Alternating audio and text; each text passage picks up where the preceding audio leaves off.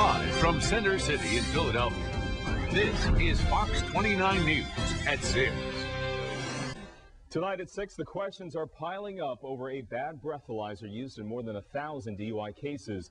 Those cases are now up for review with the district attorney's office appointing a very special unit to do the job. Will they be retried or thrown out? It's good to have you with us tonight. I'm Thomas Drayton here at 6. So what went wrong here? Well, we know the actual machines simply weren't calibrated. And to understand the consequences of that mistake, let's give you a little background on the machine at the heart of all these cases. You can see it in action in plenty of videos posted on YouTube. It's the Intoxilizer 8000. Now, most of these clips are posted by defense attorneys complaining that equipment such as this device give faulty results. It's made by a company out of Kentucky. Philadelphia has 8 of them, and all tests are administered at headquarters. They're supposed to be checked every 8 hours for accuracy. That doesn't mean they've been calibrated, and that calibration is at the heart of the problem here. We checked with several other jurisdictions, Delaware, Montgomery, Bucks, Chester counties. Everyone we spoke with says they calibrate their machines regularly in accordance with state law.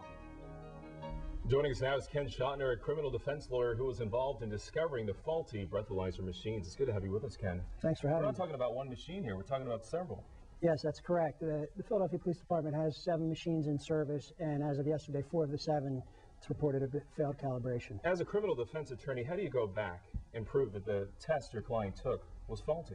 Well, it's based upon a calibration. These records are kept and maintained in the course of police business, and we go back and look at the test results, the calibration test results, and we can look at them to see whether or not the machine actually passed. But what does that mean, calibration? Does that mean that the client was a little bit intoxicated, not as much as it? What does that mean? No, the calibration has to do with whether or not the machines are working properly. Sure. And so if a machine fails the calibration test, they're supposed to take it out of service and not use it to test people for breath test results. And so what happened here is the machine failed calibration, but that error went unnoticed by the police department, and the machine was used to test people. Sure. And then when we got... So I guess my question would have been, would it be a few points off, or what is that calibration? No, the calibration determines...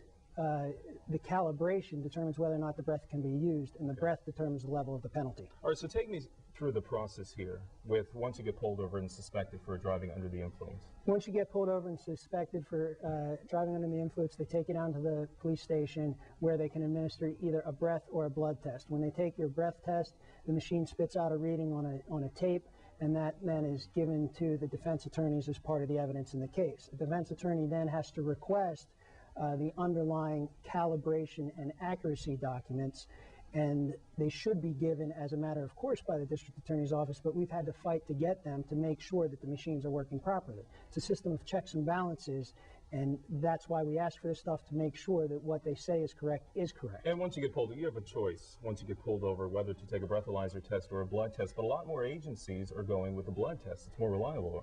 Well, the choice is not up to the person accused of the crime. It's up to the police department. And in Philadelphia, over the past 4 years, they've spent $2.5 million on blood testing.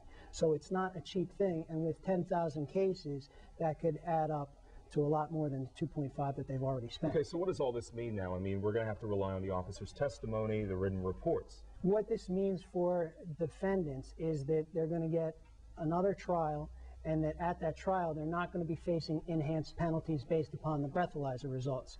They're not going to be presumed to be incapable of driving unsafely because they don't have that level to establish their impairment. So you're going to have to be relying upon the officer's observation, swerving in the road, an accident, things of that nature. Do you think many of these cases will be thrown out, a free pass? I don't think anybody's going to get a free pass. Everybody is going to go through the system, and they're going to get a fair shot. They're going to get their shot at justice the way it's supposed to be, not based upon miscalibrated machines. I like to talk about lessons learned here because we're talking about close to 1,100 cases, 4 of the 7 machines you said. What does that say about the breathalyzer test? Well, the breathalyzer test is a test that has withstood the test of time, and here it will work, but we just have to make sure it's calibrated properly, that it's checked. It's a machine. All machines can fail. All right. Attorney Ken Chotiner, thanks so much for coming in. Certainly appreciate your time today.